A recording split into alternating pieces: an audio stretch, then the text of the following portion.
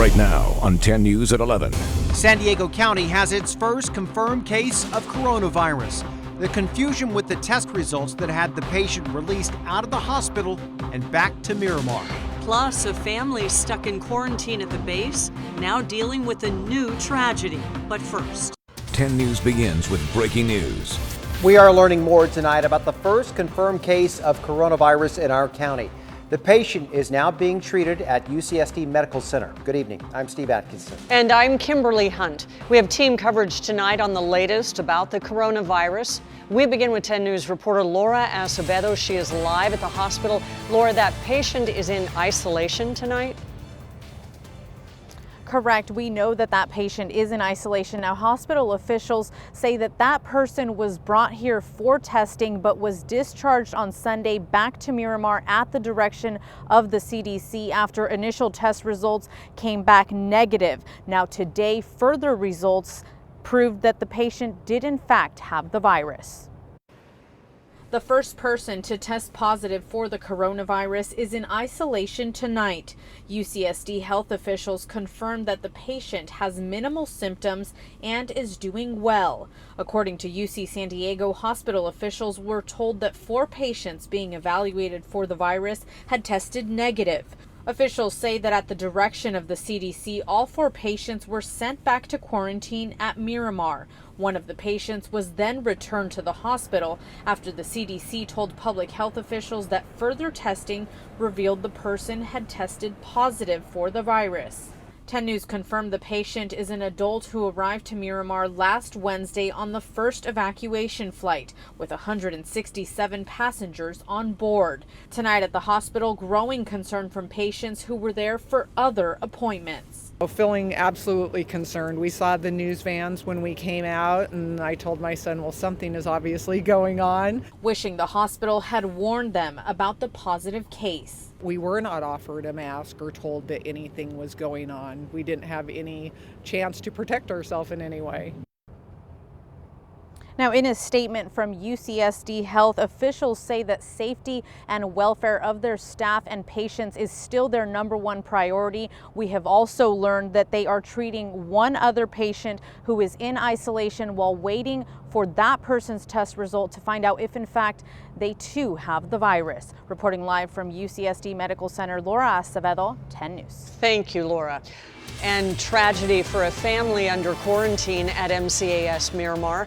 They received news their loved one in China has died from the coronavirus. 10 News reporter Anthony Pura is live outside Miramar, where it was an emotional night for them tonight. Anthony. And Kimberly, it is so much harder for this family that has to be separated during this very difficult time.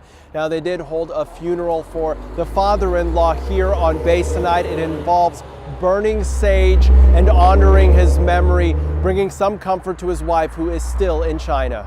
Yeah, it's hard. It's been a roller coaster for Frank Wasinski and his 3-year-old daughter, Annabelle. The father and daughter flew in from Wuhan, China to Miramar Air Base on Wednesday. They tested negative for coronavirus, but have remained under quarantine on base. Meanwhile, his thoughts have remained in Wuhan, where his wife stayed behind to take care of her father infected with coronavirus. Frank spoke to 10 News over the weekend about his wife and father-in-law. She was at the hospital with her dad. He was going in and out of consciousness. He told us, he said that he wished Annabelle and I were there. Frank says his father-in-law had pre-existing conditions and today died from the illness. To make it worse, he says China has put a ban on funerals, so he held a ceremony for his father-in-law at Miramar. Frank understands that the mortality rate for coronavirus is lower than the flu, but says it can easily turn your world upside down. But of course, being in that small percentage where you are affected, that's all you can really see. Right. You have in the back of your mind, well, this is a statistical. And Frank says his wife has gotten sick with pneumonia but is getting better. It's unclear when they will be reunited. We're reporting live tonight. Anthony Pura, 10 News. Anthony, thank you. 108 people died from coronavirus today in China. That's the first time the death toll has topped 100. More than 1,000 people have died there since the outbreak began. There are only about a dozen cases here in the U.S. and no deaths. For everything you need to know about the coronavirus, go to 10news.com and click on the story link. 3 people are dead after being trapped in the mountains near La Posta Indian Reservation. Border Patrol agents were called about 2:15 this afternoon to rescue 5 people. 2 of those people were able to walk to safety. The other 3 remain trapped due to severe weather. Agents say they died shortly before 7:30 this evening. They have to wait until morning to recover the bodies. And heavy snow created dangerous conditions for drivers headed up to the mountains. Snow blanketed the roads above 5,000 feet, and our crews went to Mount Laguna, where whiteout conditions made it very difficult to see. At points, visibility dropped to less than a quarter of a mile. It didn't stop dozens of families from making that trek to enjoy the winter wonderland. In fact, one family even shoveled some snow back into their truck to take it back home. And then where do you store it when you get back home? We just dump in a driveway and invite all the kids over to have snowball fight. Well, the winter weather advisory for the mountains has ended. Some flurries may sweep through the area tonight, but it's not predicted to stick. Wow.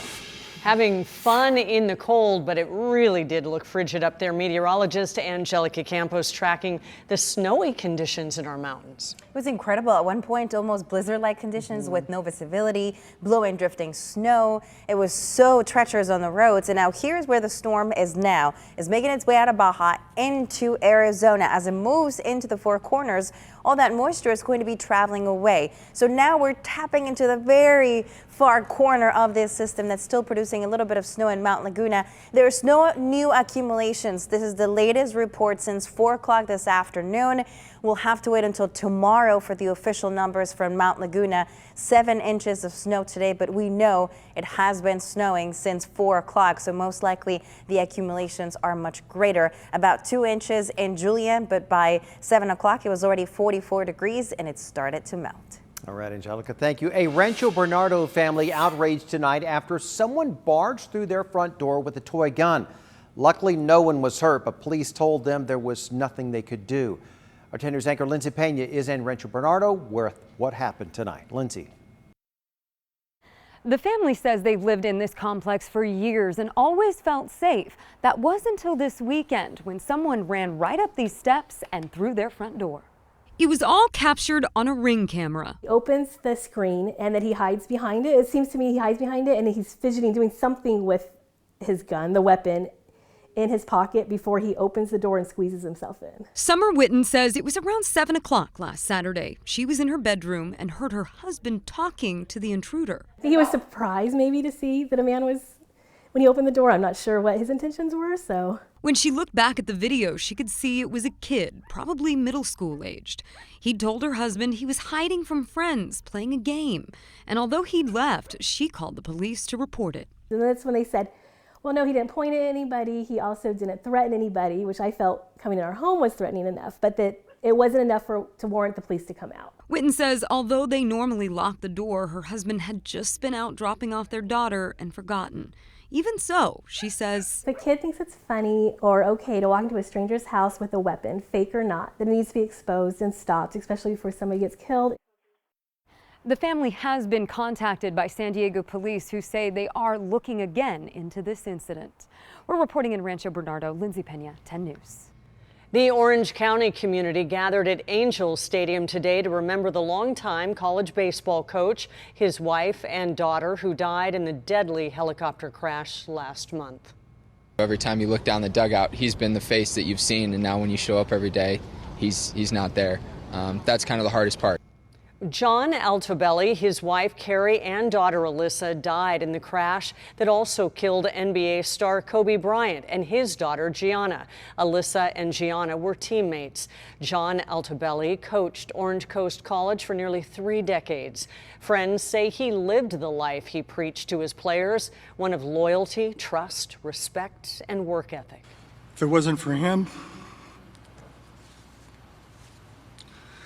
I never would have had the opportunity to get back to the game and meet my best friends. A celebration of life will be held at Staples Center for Kobe and Gianna Bryant on February 24th. The man convicted of stabbing a driver to death after a road rage incident in Chula Vista will spend up to the next 16 years in prison. A judge sentenced Ricky Smith today after emotional testimony from the victim's family. A jury convicted Smith back in October of second-degree murder, finding him guilty of stabbing Horace Williams after those two men were involved in a road rage incident. Williams' family said today that they are still shocked and devastated. Due to his actions and murdering Horace, he has given me a life sentence of pain, fear, and loneliness that I don't know if I will ever recover. His daughters don't deserve this life without their father. A restitution hearing will be held March 10th.